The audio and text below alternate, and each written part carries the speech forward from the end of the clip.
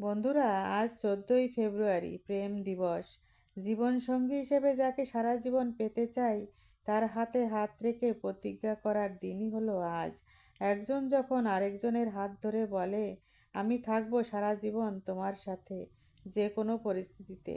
অপরজনও বলে, আমিও তোমার কথা রাখবো অবশ্যই। কিন্তু এই অঙ্গীকার, এই প্রতিজ্ঞা কতক্ষণ থাকে, কদিন থাকে, আদৌ কি থাকে?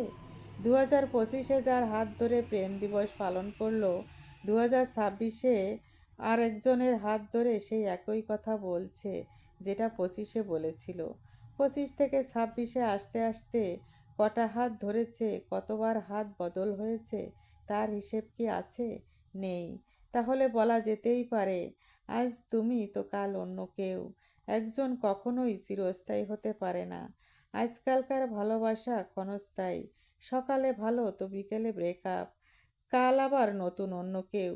এই হলো আজকালকার ভালোবাসার নমুনা। এই ভালোবাসার মানুষটাকে পাওয়ার জন্য কত মানুষকে শেষ করে দিচ্ছে, আবার কিছুদিন যেতে না যেতেই একে ছেড়ে আবার অন্য কারোর হাত ধরছে। আসলে পৃথিবী থেকে ভালোবাসা আস্তে আস্তে বিলুপ্ত হচ্ছে।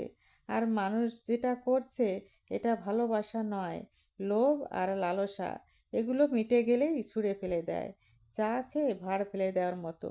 তাহলে বন্ধুরা, ভালোবেসে ছেড়ে যাব না, এই প্রতিজ্ঞা করব আজ সবাই। ভালোবাসা দিবসে সবার প্রতি রইল প্রাণঢালা ভালোবাসা।